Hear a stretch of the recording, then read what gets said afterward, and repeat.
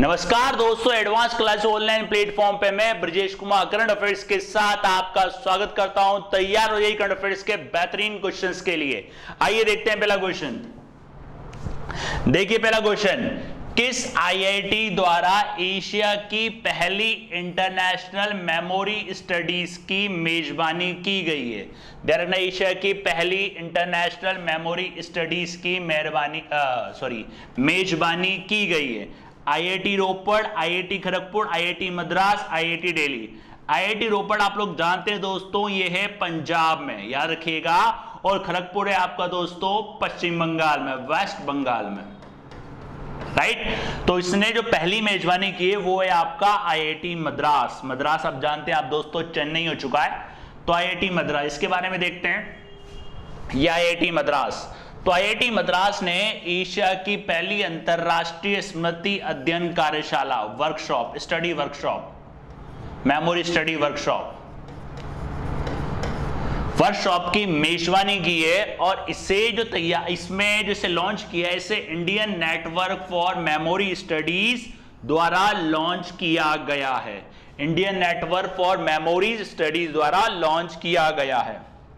इसका उद्देश्य ध्यान रखना दोस्तों, भारत के साथ साथ अंतरराष्ट्रीय स्तर पर संस्था स्तरीय सहयोग को बढ़ावा देना है। अंतरराष्ट्रीय स्तर पर संस्थाएं उनके सहयोग के लिए ये काम करेगा, उनको एनकरेज करेगा, और एकेडमिक और उद्योग भागीदारों के साथ साथ अनुसंधान समूह को नेटवर्क गठन की सुविधा देना है। जो भी एकेडमिक हो, उद्योग हो या कोई भी रिसर्च हो, उनको भी नेटवर्क गठन के लिए ये काम करेगा। अंतरराष्ट्रीय स्मृति कार्यशाला, ध्यान रखना, कार्यशाला, नेटवर्क के माध्यम से आपस में जोड़ना सबको, ये इसका उद्देश्य है। मूल रूप से इसमें एकेडमिक हो गया, उद्योग होगा और अनुसंधान हो गया, राइट। तो कौन सा है दोस्तों? आईआईटी मद्रास। नेक्स्ट देखते हैं दोस्तों, किस देश ने दुनिया के पहले CO2 न्यूट्रल प्लांट की योजना बनाई है? एक देश है, वो क्या करेगा, अपने जो प्लांट है उसको अपग्रेड करेगा, उसको अपग्रेड कराएगा ताकि कार्बन उत्सर्जन में कमी की जा सके, कार्बन उत्सर्जन में कमी की जा सके, राइट। CO2 मतलब कार्बन उत्सर्जन में कमी। और ये इसको बनाने की योजना बनाई है, वो देश है दोस्तों आपका स्वीडन। ध्यान रखना दोस्तों, वो देश है स्वीडन। डेनमार्क की राजधानी ध्यान रखना दोस्तों, कोपेनहेगन, याद रखिएगा। और स्वीडन की राजधानी है आप दोस्तों स्टॉकहोम। और नॉर्वे की राजधानी है ओस्लो। और अमेरिका की राजधानी आप जानते हैं वाशिंगटन DC। तो स्वीडन की एक कंपनी है सीमेंट कंपनी, वो इसके लिए काम कर रही है। देखते हैं इसके बारे में। देखिए, कार्बन न्यूट्रल, ध्यान रखना, एक सीमेंट कंपनी जिसका नाम है हिडेलबर्ग सीमेंट कंपनी, दुनिया की दूसरी सबसे बड़ी सीमेंट निर्माता कंपनी है। और ये जो है, ये कार्बन कैप्चर तकनीक के माध्यम से ये अपने क्या करेगी, अपनी स्लाइड को, अपने सिस्टम को, स्लाइड को अपग्रेड करेगी और उसमें क्या करेगी, उसमें बनाएगी कार्बन न्यूट्रल करके, कार्बन कैप्चर तकनीक के माध्यम से 2030 तक ये स्लाइड में दुनिया के पहले CO2 न्यूट्रल सीमेंट प्लांट में बदलने की योजना बनाएगी ताकि कार्बन उत्सर्जन 2030 के बाद से कम हो, राइट। ये कार्बन उत्सर्जन को कम करने में मदद करे, क्योंकि आपको याद हो देशों ने टारगेट रखा है 2030 तक कार्बन उत्सर्जन को कम किया जाएगा, बदलने की योजना बना रहा है। और यह संयंत्र प्रतिवर्ष 1.8 मिलियन टन कार्बन डाइऑक्साइड को कैप्चर करने में सक्षम होगा, कार्बन डाइऑक्साइड को सक्षम होगा। कुल मिलाकर समझने का, अगर समझना चाहो तो समझते हो, कार्बन उत्सर्जन में कमी करेगा, ये कार्बन उत्सर्जन में कमी करेगा। तो वो काम करेगा, ध्यान रखना, हिडेलबर्ग सीमेंट कार्बन को कैप्चर करने की, कार्बन न्यूट्रल, कार्बन उत्सर्जन को कम करने की के लिए काम करेगा, राइट। नेक्स्ट देखते हैं दोस्तों, नेक्स्ट देखिए, किस फोटोग्राफर ने nature TTL photographer of the year पुरस्कार 2021 जीता है? ये जो ये अवार्ड जो दिया जाता है दोस्तों, ये प्रोफेशनल फोटोग्राफर्स को दिया जाता है।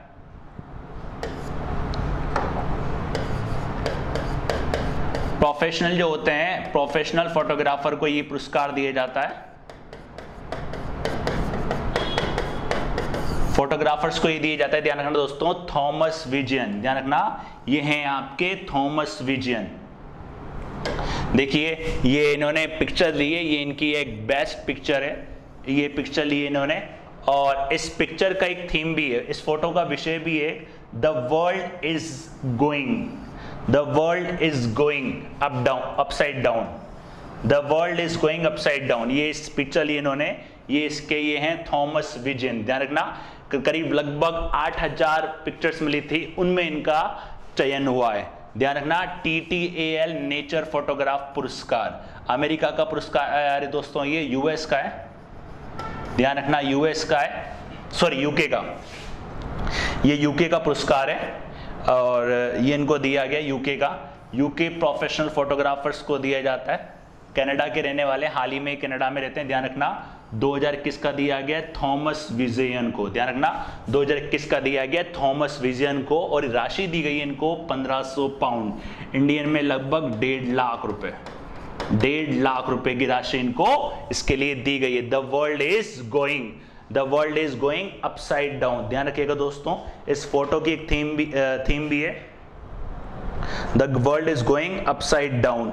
ये वाला जो फोटो है इसकी थीम है ये, राइट। ध्यान रखना ये फोटो इन्होंने ली है, इसको बेस्ट फोटोग्राफर का पुरस्कार इनको मिला है, राइट। नेक्स्ट देखते हैं, नेक्स्ट देखिए संयुक्त राष्ट्र रूसी भाषा, संयुक्त राष्ट्र रूसी भाषा दिवस कब मनाया जाता है?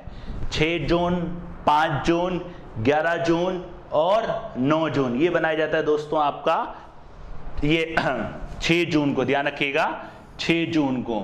और संयुक्त राष्ट्र की आपको याद हो 6 आधिकारिक भाषाएं, 6 ऑफिशियल लैंग्वेज, आधिकारिक भाषाएं, ध्यान रखना दोस्तों। एक कौन सी है? अरबी, अंग्रेजी, स्पेनिश, चाइनीज,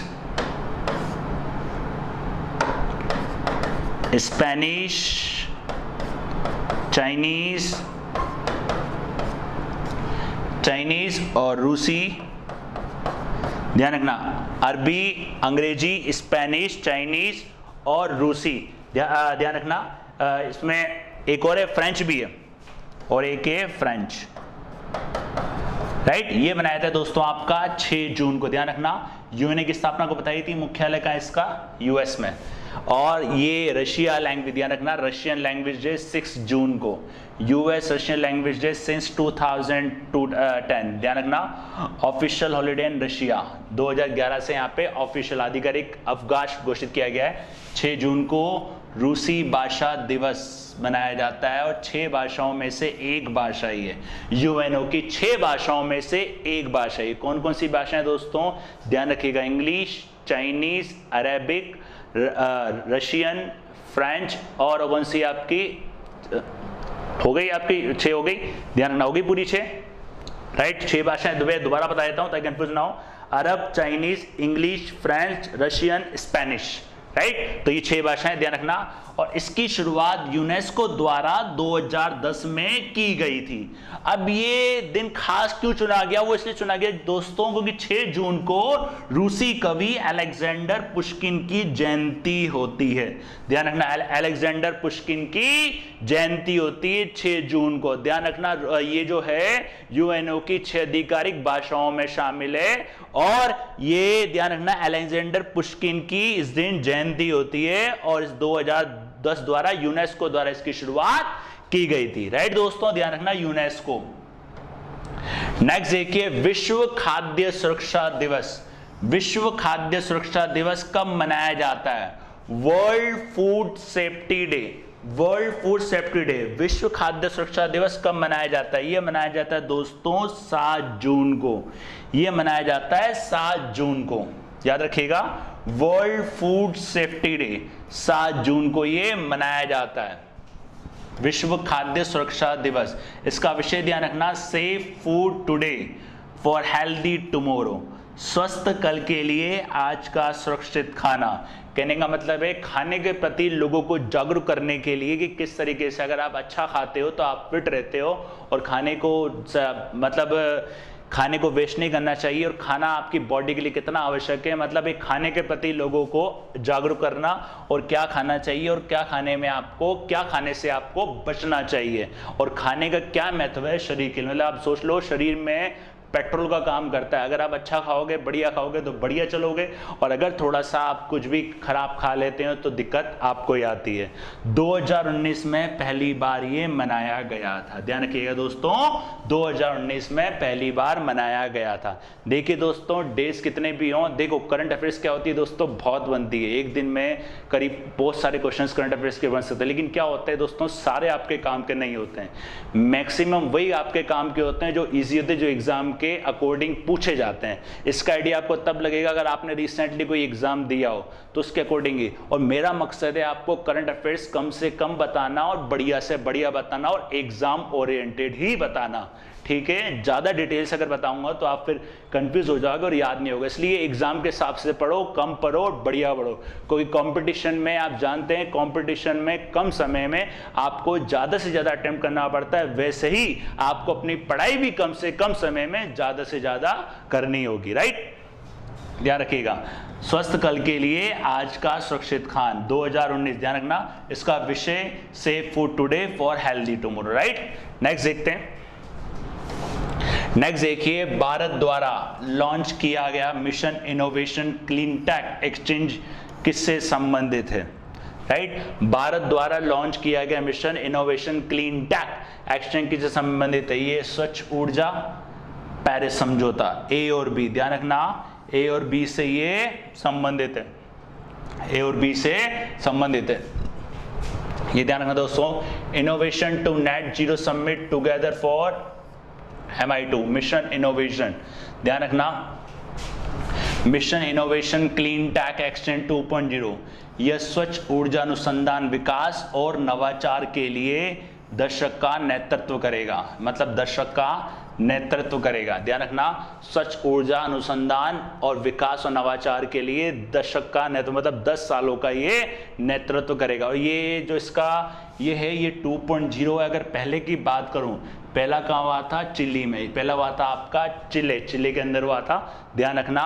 और इसका जो था, इसका नाम था innovation to net zero summit, इसको जानते हैं innovation to net zero summit, innovating to net zero summit के नाम से भी जाने जाते हैं। अब ये जो है दोस्तों, ये 2015 पेरिस समझौते के साथ शुरू हुआ था, 2015 जो पेरिस समझौते के साथ, जिसमें आपको याद हो पेरिस समझौता काफ़ी बड़ा सब समझौता था, जिसमें कार्बन उत्सर्जन के लिए, एनवायरनमेंट के प्रति और स्वच्छ ऊर्जा का उसके अंदर प्रयोग किया जाएगा, वो उसके अंदर निश्चित हुआ था। उसके बाद से ये शुरू हुआ था दोस्तों, ध्यान रखना। इसका जो उद्देश्य है दोस्तों, स्वच्छ ऊर्जा को अन्य आकर्षक और सुलभ बनाना, स्वच्छ ऊर्जा को अन्य आकर्षक और सुलभ बनाना। स्वच्छ ऊर्जा से क्या होगा, पॉल्यूशन थोड़ा कंट्रोल होगा, और जो लक्ष्य रखा है जीरो मिस्ट कार्बन को उत्सर्जन कम करने का 2030 तक का, उसको कम करने में मदद मिलेगी। तो इसका उद्देश्य ध्यान रखना दोस्तों, स्वच्छ ऊर्जा को अन्य आकर्षक ऊर्जा,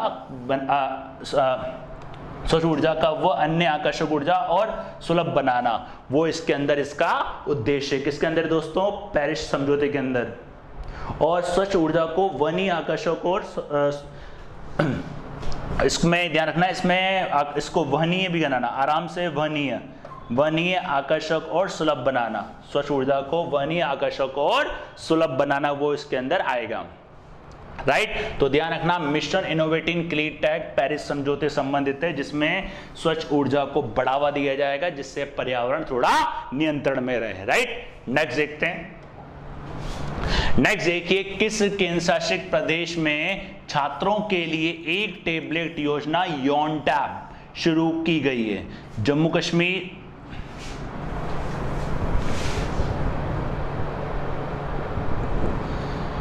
जम्मू कश्मीर, लद्दाख, दिल्ली, अंडमान निकोबार। ये है दोस्तों आपका लद्दाख, ये है दोस्तों आपका लद्दाख, याद रखिएगा लद्दाख, ये लद्दाख ने शुरू करी है योन टैब स्कीम, ये शुरू करी लद्दाख ने योन टैब स्कीम। लद्दाख के जो उपराज्यपाल हैं वो है RK माथुर, उन्होंने योजना शुरू करी है योन टैब। ये 12,300 छात्रों को टैबलेट दिया जाएगा और सरकारी स्कूल में कक्षा 6 से 12 तक के छात्रों को, ध्यान रखना, कक्षा 6 से 12 तक के छात्रों को। इसका जो उद्देश्य है दोस्तों, जो इसका ऑब्जेक्टिव रखा गया है वो है डिजिटल सीखने को प्रोत्साहित करना, डिजिटल सीखने को प्रोत्साहित करना, वो इसका उद्देश्य है। कौन सा प्रदेश है दोस्तों? लद्दाख। ध्यान रखना दोस्तों, 12,300 छात्र को ये टैबलेट दिया जाएगा योन टैब। देखो दोस्तों क्या होता है, एग्जाम में जो क्वेश्चन पूछेगा वो सिंपल पूछेगा, लेकिन थोड़ी डिटेल से पूछ सकता है, लेकिन ज्यादा डिटेल वो नहीं पूछेगा, बस वही पूछेगा सिंपल, राइट। अगर आप एक क्वेश्चन को पढ़ लेते हो, सिंपल तरीके से पढ़ लेते हो, क्वेश्चन कैसा भी घुमाते हो, आप इजीली उसको कर सकते हो। इसलिए ज्यादा डिटेल भी नहीं पढ़नी, कम भी, लेकिन ठीक ठाक डिटेल आपको याद होनी चाहिए, राइट। नेक्स्ट देखते हैं। नेक्स्ट देखिए, प्रधानमंत्री द्वारा ई-इथेनॉल स्टेशन का शुभारंभ कहां किया गया? ई-इथेनॉल स्टेशन का शुभारंभ कहां किया गया?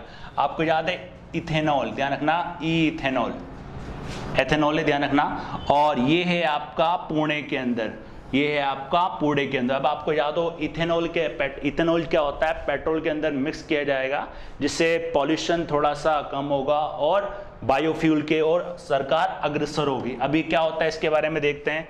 ये आप देख सकते हैं पुणे के अंदर E100 इथेनॉल वितरण स्टेशन पायलट परियोजना के तहत बनाए जाएंगे, और ये जो इथेनॉल है दोस्तों, ये पर्यावरण के साथ साथ किसानों के जीवन पर भी प्रभाव डालेगा। अब आपको याद हो 2025 तक पेट्रोल में 20% एथेनॉल का लक्ष्य रखा गया है।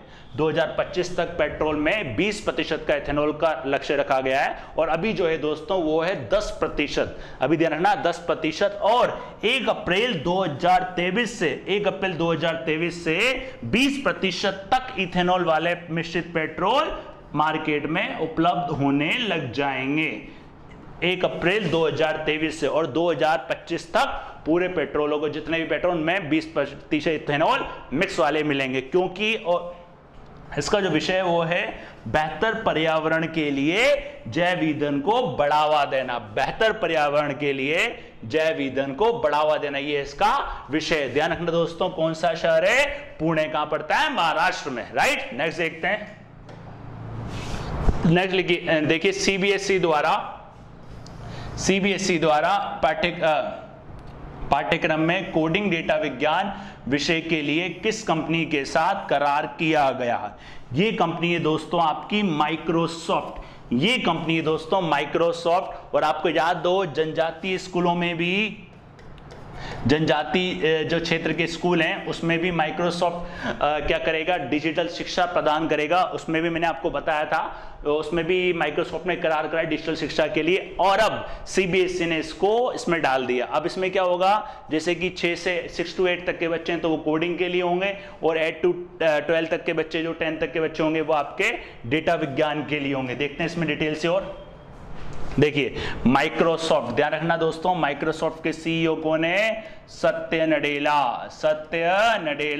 और अभी रिसेंटली इसके जो वो हैं चेयरमैन, वो ही फेमस हुए थे, बिल गेट्स, जिन्होंने अपनी पत्नी को डिवोर्स दे दिया है। याद रखना, माइक्रोसॉफ्ट 2021-22 शैक्षणिक सत्र में 6 से 8 तक के जो बच्चे हैं उनके लिए कोडिंग, और 8 से 12 तक के जो बच्चे हैं उनके लिए डेटा विज्ञान को शामिल किया गया है। और ये किसके साथ करार किया? इसके लिए माइक्रोसॉफ्ट के साथ इसके लिए करार किया है सीबीएसई ने, central board of secondary education, right दोस्तों, ध्यान रखना सीबीएसई।